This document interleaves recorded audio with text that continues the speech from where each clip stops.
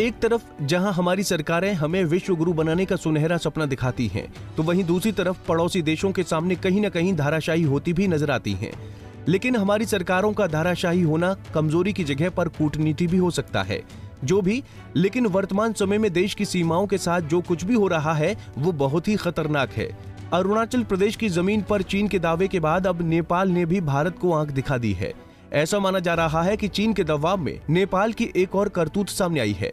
नेपाल के प्रधानमंत्री पुष्प कमल दहल प्रचंड की अध्यक्षता वाली कैबिनेट ने शुक्रवार को अपने 100 रुपए के नए नोट पर भारत के पुलेक, लिम्पियाधुरा और कालापानी को दिखाने का निर्णय लिया है और इस नए मैप के साथ अपने 100 रुपए के नए नोट की छपाई को भी मंजूरी प्रदान कर दी है।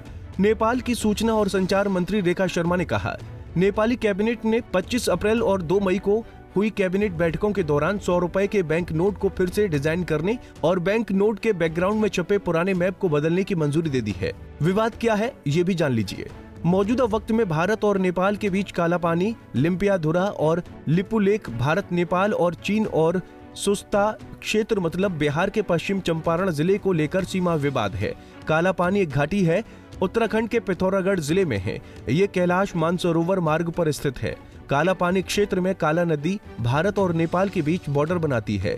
नदी के स्रोत का पता लगाने में परेशानी के कारण भारत और नेपाल के बीच सीमा विवाद हो गया है। तो वहीं सुस्ता इलाके में झगड़े की अहम वजह गंडक नदी का रास्ता बदलना है।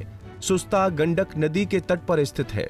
नेपाल में इसे नारायणी नदी कहा जाता है और ये बिहार में पटना के पास गंगा में मिलती है। ये दोनों मुद्दे काफी समय से विवाद में हैं, क्योंकि उत्तराखंड के लिपुलेख, लिम्पियाधुरा और कालापानी पर भारत हमेशा से ही अपना अधिकार जताता आ रहा है और ऐतिहासिक रूप से ये क्षेत्र भारत के हिस्से में भी आते हैं, जबकि नेपाल उत्तराखंड के लिपुलेख, लिम्पियाधुरा और कालापानी के हिस्से को भारत द्वारा कृत्रिम रूप से विस्तारित क्षेत्र बताता है। इन दोनों देशों की रस्साकशी को इंटरनेशनल अफेयर्स के जानकार एक अलग ही नजरिए से देख रहे हैं। उनका मानना है कि ये सब नेपाल के प्रधानमंत्री पुष्प कमल दहल केवल और केवल चीन की छत्रछाया में करते हैं। भूभाग के नजरिए से भारत के सामने काफी छोटे देश नेपाल के इस आंख दिखाने के मामले में सत्तासीन बीजेपी के कटु आलोचक प्रधानमंत्री नरेंद्र मोदी की जमकर आलोचना कर रहे हैं। लेकिन लोकसभा चुनाव के बीच सरकार भी अपना पूरा बचाव करने में जुटी है। 4 मई को ओडिशा के भुवनेश्वर में केंद्रीय विदेश मंत्री डॉक्टर एस जयशंकर ने कहा कि भारतीय क्षेत्रों की विशेषता वाले 100 रुपए के नए मुद्रा नोट पेश करने के नेपाल सरकार के हालिया फैसले पर भारत का रुख साफ कर दिया गया है।